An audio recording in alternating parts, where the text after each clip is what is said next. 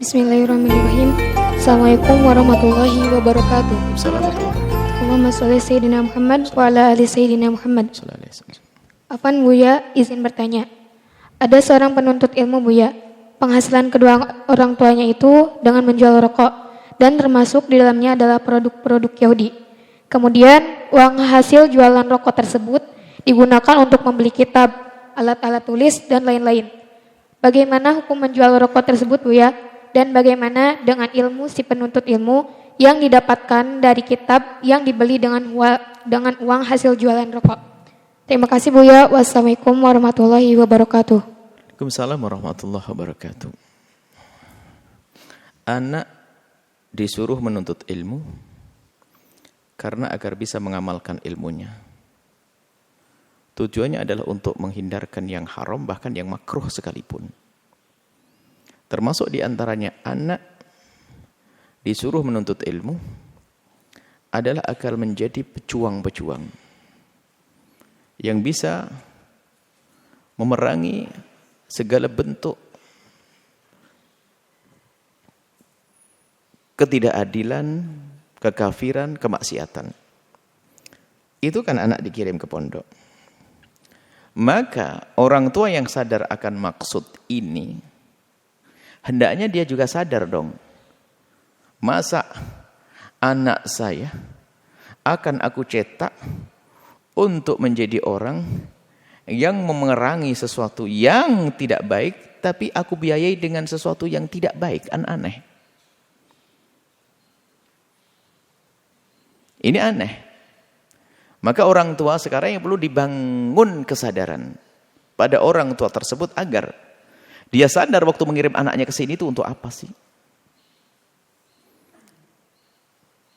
Ya misalnya saja, contoh ekstrim saja. Seorang tua menganjurkan anaknya, "Nak, kamu mondok yang benar nak ya.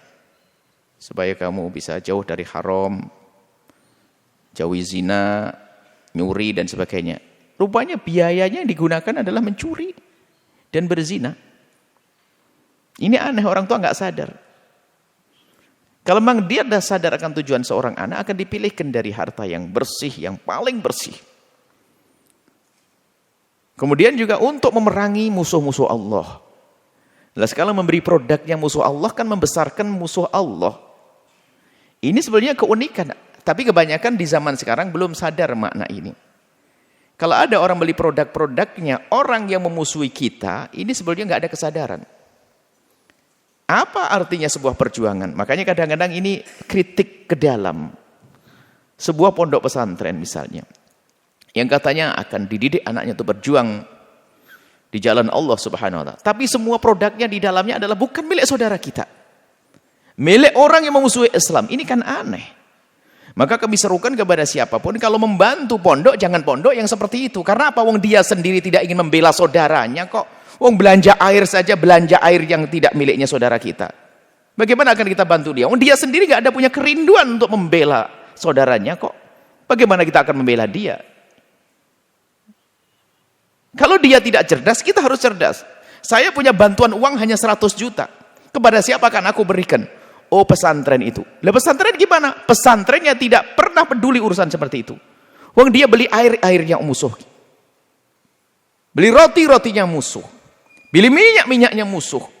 Tidak pernah berpikir bahasanya, kalau aku belanja roti di milik tetanggaku yang muslim ini, yang tidak memusuhi, atau tidak muslim, tidak memusuhi, maka aku membantu dia. Nah, kalau tidak ada kerinduan ke sana, bagaimana akan ditolong orang tersebut? Makanya kami himbau kepada semuanya, kepekaan ini penting. Kalau kita memang golongan orang kelas pelit, tidak bisa berderma dan bersedekah, paling tidak belanjalah di tempat saudara kita, karena itu sesungguhnya sedekah. Sudah pelit jarang sedekah, atau bahkan yang jago sedekah sekalipun, tapi sedekahnya sambil kita membantu ke tempatnya orang-orang yang musuhi kita.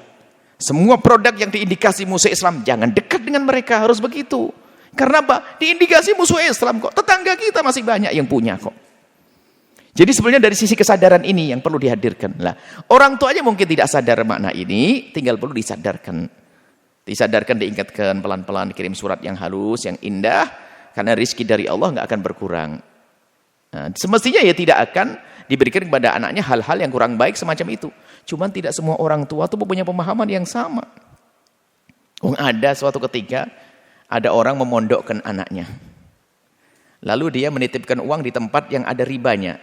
Jadi uang ribanya yang digunakan untuk ngirimi ke pondok. Lah ini karena dia tidak mengerti kebodohannya. Ya ujungnya tidak sampai, anaknya tidak sukses karena diberi makanan yang haram kok.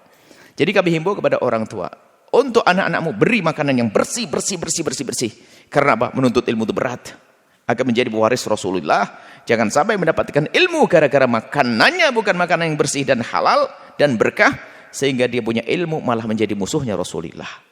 Ulama-ulama munafik, punya ilmu tapi bela Islam. Seperti itu. Jadi sebagai seorang anak punya tugas mengingatkan. Tapi tidak boleh langsung keras. Kenapa? Mungkin abah ibunya juga orang yang baru hijrah. Perlahan dong, jangan abah haram, dosa masuk neraka. Jangan begitu dong. Tapi diingatkan, abah, umi sebaiknya harus begini. Perlahan, namanya proses. Ada suatu ketika di sini ada orang tua bangga sekali di saat anaknya mengingatkan, Buya, ya Allah, anak saya baru sebulan sudah mengingatkan, Mama jangan produk begituan dong, Ma. Sudah mengingatkan, karena ibunya insaf. Iya nak. Mama kalau ngirim jangan begini ya. Ini produk ini nggak boleh, ini musuh Islam. Langsung ngingetin saya. Pak, ibunya bangga, seneng. Anak saya sudah punya hero. Saya selamanya tidak pernah kepikiran sama ngomong itu. Anak saya baru mondok 2 minggu sudah tahu begini. Nah ini. Jadi perlunya kita itu adalah membangun kesadaran. Sehingga kami sampaikan misalnya, kita perlu mengangkat segala yang ada urusannya dengan Islam. Bukan berarti kita mengajari bermusuhan dengan orang kafir. Oh enggak, orang kafir yang tidak mengganggu kita enggak boleh kita ganggu. Tetangga kita yang kafir kalau lapar kita wajib kasih makan kok. Tapi segala kelompok yang diindikasi musuh Islam membuat merongrong Islam, hati-hati, jangan bantu mereka. Sebuah masjid atau musola, pesantren, kita kan menyeru kepada hijrah kepada syariat Islam. Lah kok rekeningnya bukan syariah, itu bagaimana dia itu? Bang, sudah ada rekening syariah yang banyak, kok ada pondok pesantren menyeru dakwah. Maka kami seru pada jangan bantu ke tempat tersebut karena dia sendiri gak peduli dengan syariat. Cari tempat lain, wong harta Anda terbatas kok. Jangan membantu di tempat orang yang kurang peduli kepada syariat. Apalagi jelas gamblang begitu dan ada pilihannya. Kecuali dulu belum ada rekening kecuali konvensional misalnya. Sekarang sudah ada syariah. Sudah ada syariah, bagaimana Masjid Al-Bahjah dibangun dengan rekening yang tidak syar'i, kan aneh. Katanya mengajak orang dekat kepada syariah. Kenapa tidak kita dukung yang ada urusan dengan syariah? Saya himbau jangan bantu dia. Terus bantu yang jelas-jelas dengan syariat dong. Kenapa? Karena bantuan kita terbatas. Paling tidak ingatkan, saya akan bantu, tolong dirubah. Begitu. Karena tidak semua orang punya kepekaan sama. Sebetulnya mereka bukan niat untuk membesarkan konvensional atau yang ada ribanya, bukan, cuman karena belum ada kepekaan. Sehingga kita ingatkan, saya tidak akan bantu Anda. Kenapa? Anda belum mendukung syariah. Kok bisa? Anda masih seenaknya sendiri pakai seperti itu. Coba keuntungannya kemana nanti? Tapi kalau ke syariah kepada Islam dan seterusnya, seperti itulah. Jadi yang perlu kita bangun adalah kesadaran, dan membangun kesadaran perlu dengan kelembutan dan sering disampaikan, dan paling tidak mulailah dari diri Anda sendiri. Sebagai seorang anak sadar, ingatkan orang tua, terus mengingatkan dan mengingatkan, itu termasuk jihad. Yang enggak boleh adalah cuek, yang penting dapat duit. Itu anak yang susah dapat ilmu. Mungkin orang tuanya seperti itu, tapi seorang anak terus merasa gelisah dan selalu mengingatkan orang tuanya, barokah bagi sang anak. Karena sang anak ternyata rindu untuk menyelamatkan orang tuanya. Allah.